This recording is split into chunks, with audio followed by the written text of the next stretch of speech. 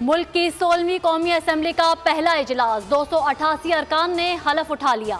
Speaker राजा परवेज अशरफ ने अरकान से हलफ लिया। हलफ बर्दारी से कबल और बाद में अरकान का शोर शराबा।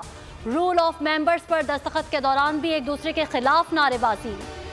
गैलरी से नारेबाजी पर उमर अयूब की स्पीकर से शिकायत। राजा परवेज अशरफ की नारेबाजी करने वालों को बाहर निकालने की तंबीह।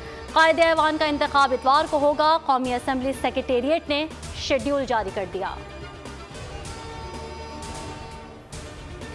कौमी असम्बली का स्पीकर कौन, ऐवान फैसला कल करेगा। नून लीग के अयाज सादिक ने स्पीकर, पीपल्स पार्टी के गुलाम मुस्तफ़ा शाह ने डेप्यूटी स्पीकर के लिए कागजात जमा करा दिए।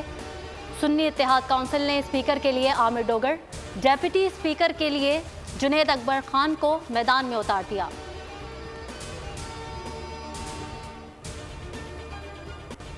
मौलाना फजलुर रहमान का कौमी असम्बली में अपोजिशन में बैठने का ऐलान। स्पीकर, डिप्टी स्पीकर और वज़ीर आज़म के इंतखाबात के बाइकॉट का फैसला।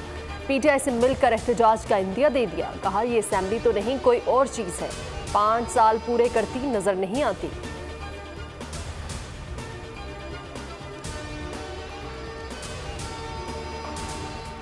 खैबर पख्तूनख्वा और बलोचिस्तान असम्बलीज में स्पीकर और डेप्यूटी स्पीकर का इंतखाब। सुन्नी इत्तेहाद काउंसिल के बाबर सलीम सवाती खैबर पख्तूनख्वा असम्बली के स्पीकर, सुरैया बीबी डेप्यूटी स्पीकर मुंतखब। बलोचिस्तान असम्बली में नून लीग के अब्दुल खालिक अचकजई बिला मुकाबला स्पीकर।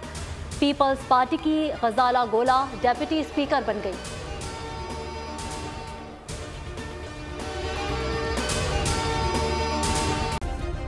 सब्सक्राइब करें और बेल दबाएं ताकि कोई खबर रह न जाए।